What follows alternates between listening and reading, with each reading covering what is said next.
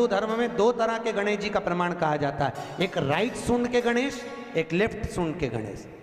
Right सूंड का जो गणेश होता है वो घर में रखा जाता है, और लेफ्ट सूंड का जो गणेश होता है वो अपने ऑफिस में, व्यापार की जगह पर, दुकान में, धंधे में, पानी में, सर्विस में, नौकरी में लेफ्ट सूंड का गणेश रखा जाता है। जिसकी दुकान, व्यापार, व्यवसाय में अगर राइट सूंड का गणेश रखा जाता है तो लक्ष्मी आती है पर टिकती नहीं है। इसलिए घर में सीधी सूंड का गणेश और दुकान, व्यापार, व्यवसाय में, ऑफिस में उल्टी सूंड का, दो गणेश। तो इसका मतलब ये थोड़ी ना कि तुम्हारे घर में गणेश जी बैठा तो तुम उठा के बदल लिया, यहाँ का यहाँ दिया, यहाँ का दिया। अब रखे रहने। जो पृथ्वी की परिक्रमा पहले कर कर आए वो प्रथम गिनती में पूजा जाएगा, प्रथम भाग उसको पूज्य करते हैं। ठीक है, जाओ परिक्रमा कर कर आओ। अब गणेश जी महाराज बैठ गए चूहे पर, कार्तिकेय बैठ गए मोर पर। कार्तिकेय घर के बड़े थे, उनको ये बात मान में थी, उनको ये बात का ज्ञान था।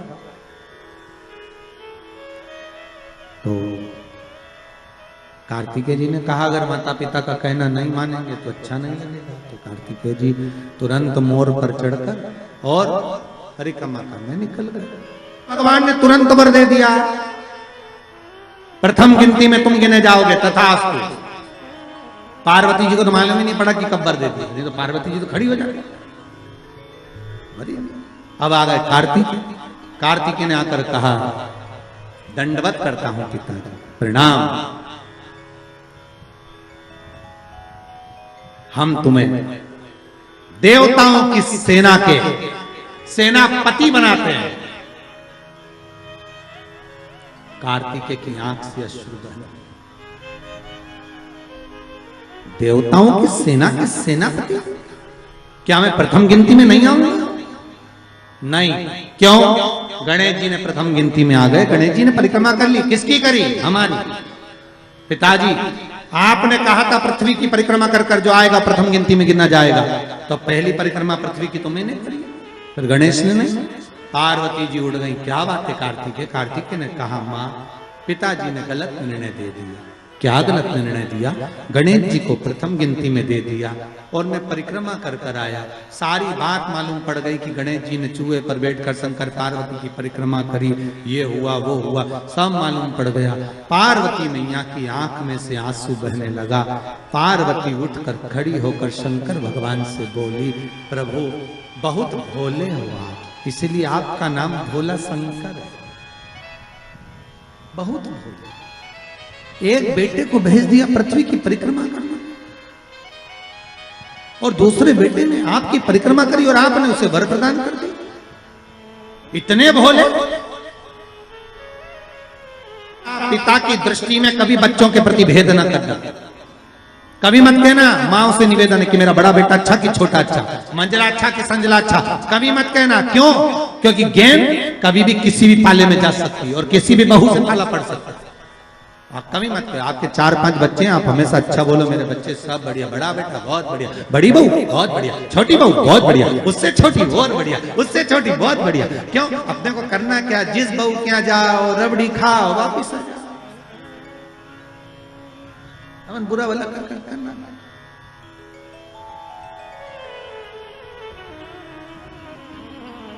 बहुत बढ़िया, क्या चलता।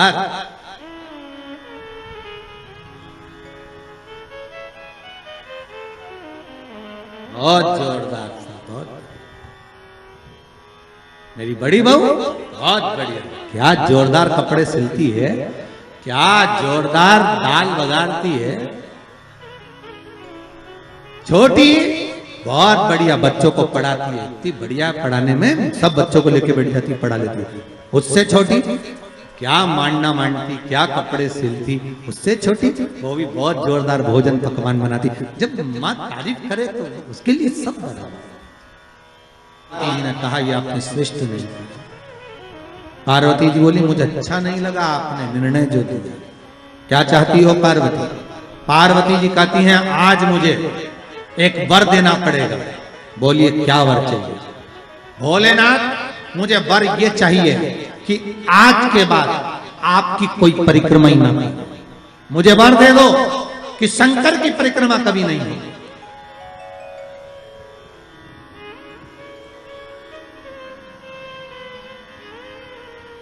शिव की परिक्रमा का विधान नहीं होगा।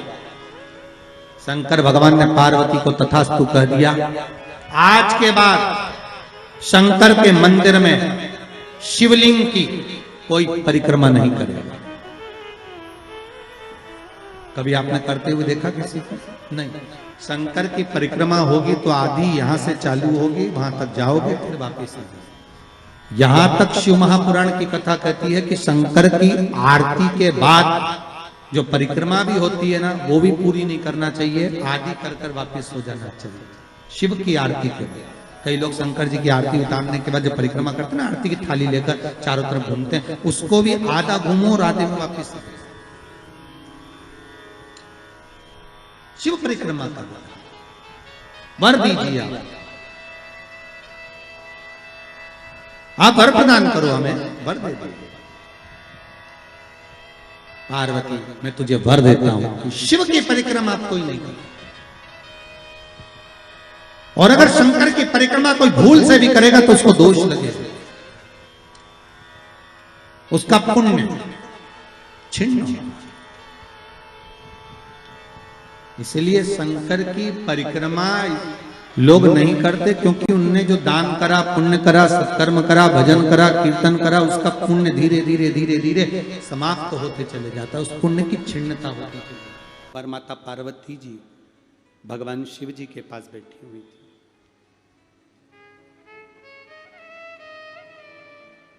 उनके मन में एक भाव प्रकट हुआ कि मुझे स्नान करने जाना है, तन पर उपटन धारण कर। उन्होंने तन पर उपटन लगाया, उपटन को लगाकर माता पार्वती जी स्नान करने के लिए चली।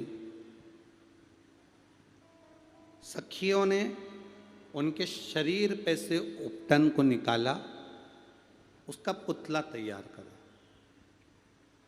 अब देखिए जरा कथा,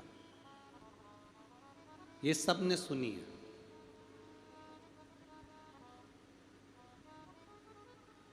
गणेश जी के जन्म की कथा सबने सुनी। उपटन निकाला, पुतला बनाया। सखियों ने, पार्वती जी की सहेलियां पार्वती जी से कहती हैं, क्या इस पुतले में जान आ सकती है? क्या इस पुतले में प्राण आ सकते हैं?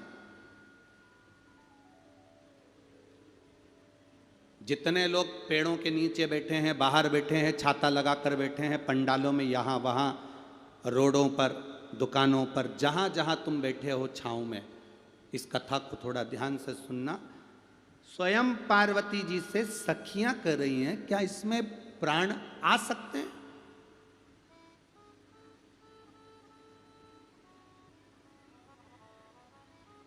क्या इसमें प्राण आ सकते हैं? तो पार्वती जी ने कहा, क्यों नहीं आ सकते? अकाल मृत्यु वो मरे जो काम करे चंडाल का, और काल उसका क्या बिगाड़े जो भक्त हो मां। क्यों नहीं आएंगे इसमें? जब वो बंजर भूमि में भी घास पैदा कर सकता है, तो इस पुतले में भी वो प्राण दे सकता। पार्वती, तुम कह रही हो कि इस पुतले में प्राण आ सकते हैं? हाँ, लाकर बताओ। पार्वती जी ने हाथ में जल लिया, शिव जी का स्मरण किया। सखी ने कहा, पार्वती तुम आंख बंद करके किसको याद कर रही हो? तुम ये नेत्र बंद करके किसको याद कर रही हो? पार्वती जी कहती हैं, मैं महादेव को याद कर रही हूं। महादेव को? हाँ। सखी ने कहा, पार्वती तुम महादेव को याद कर रही हो इस निर्जीव पुतले के लिए? पार्वती जी ने कहा, निर्जीव को भी जीव दे सकता है, पशु को भी प्राण दे सकता है, संपूर्ण ब्रह्मांड के लिए जो जहर पी सकता है वो मरे को भी जीवित कर सकता है। वो केवल एक काल अधिपति महाकाल है।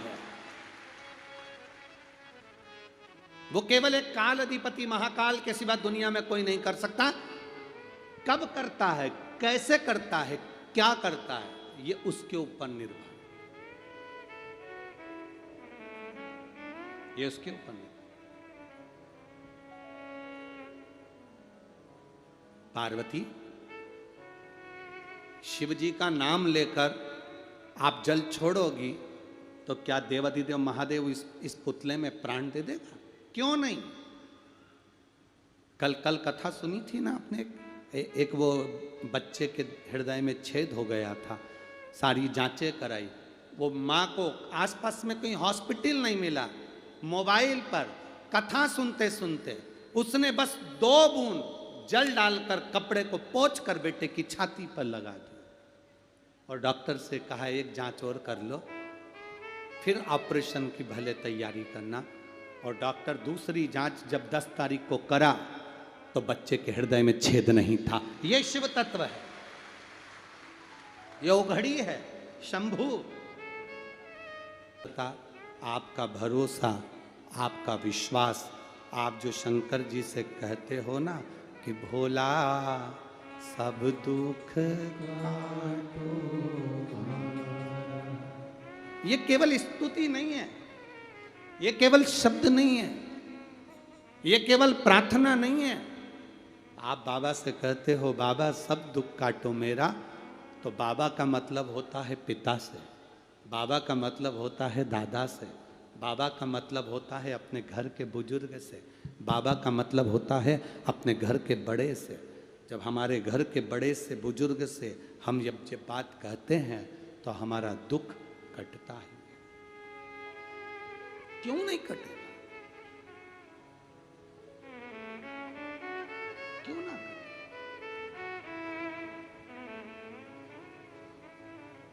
पार्वती, शिव जी का नाम लेने से क्या इसमें प्राण आ जाएंगे? क्यों नहीं?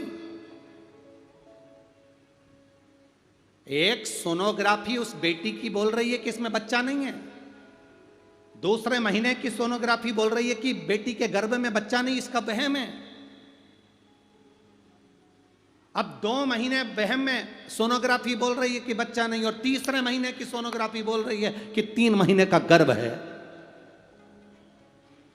3 महीने का गर्भ है, ये तीसरे महीने की सोनोग्राफी बोल रही है।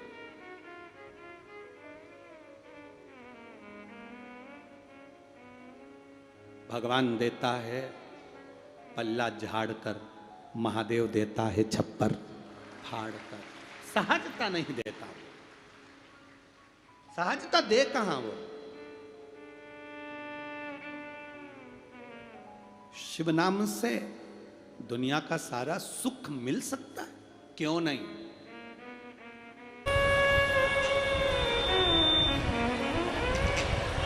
अभी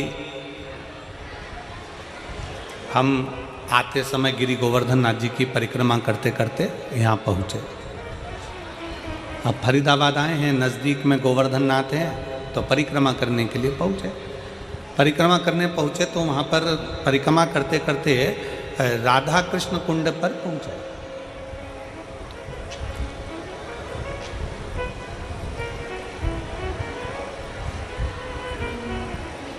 और राधा कृष्ण कुंड पर पहुँचे तो वहाँ पर एक बुजुर्ग माता ने हमसे कहा कि गुरुजी ये बताओ कि हम शंकर भगवान को 1 लोटा जल चढ़ाते हैं, हम शंकर भगवान की आराधना करते हैं, हम शंकर भगवान की पूजन करते हैं, हम शिव की आराधना में, शंकर की आराधना में डूबे रहते हैं, शिव कैसे मिलेंगे? शंकर भगवान हमें कैसे मिलेंगे? शिव हमको कैसे प्राप्त होंगे, कैसे मिलेंगे? हमने उन माता जी से उस समय पर एक ही शब्द कहा, माँ अगर आप चाहती हो कि शंकर आपको मिले तो सबसे पहला शिव के मिलने का तरीका है कि जो संसार में हम जिनके साथ रहते हैं जिस परिवार में रहते हैं, जिस कुटुंब में रहते हैं, अपने सास ससुर, अपने ननंद नंदोई, परिवार, जेठ जेठानी, कुटुंब, कबीला, देवरानी जेठानी, जिनके साथ हम रहते हैं, शंकर के मिलने का सबसे सुंदर तरीका है, शिव कहते हैं पहले अपने परिवार से अच्छे से मिलो तो मुझे मिलने में देरी नहीं लगेगी, मैं भी तुम्हें मिल जाऊंगा, मैं भी तुम्हें मिल जाऊंगा। हम अपने परिवार से अच्छे से नहीं मिलते, हम अपने परिवार से अच्छे से मिलन नहीं करते। परिवार का कोई व्यक्ति है, उसको देखकर मुंह चढ़ा दिया, उसको देखकर मुंह फूल गया। शिव पुराण कहती है पहले अपने परिवार से अच्छे से मिलो, अपने कुटुंब से अच्छे से मिलो, अपने मोहल्ले के लोगों से अच्छे से मिलो, अपनी सोसाइटी के लोगों से अच्छे से मिलो, अपनी कॉलोनी के लोगों से अच्छे से मिलो, अपने क्षेत्र के लोगों से अच्छे मिलो। जब हम अपने क्षेत्र के, अपनी समाज के, अपने वर्ण के, अपने आनंद के और अपने मोहल्ले के सभी लोगों से, अपने क्षेत्र के लोगों से, अपने परिवार के लोगों से, अपने घर के लोगों से अच्छे से मिलना प्रारंभ करेंगे तो भगवान शंकर भी कहते हैं कि मुझे मिलने में देरी नहीं लगेगी, क्योंकि मैं सबके अंदर शंकर ही समाया है। आप इनसे अच्छे से मिलोगे, शिव आपको मिल जाए।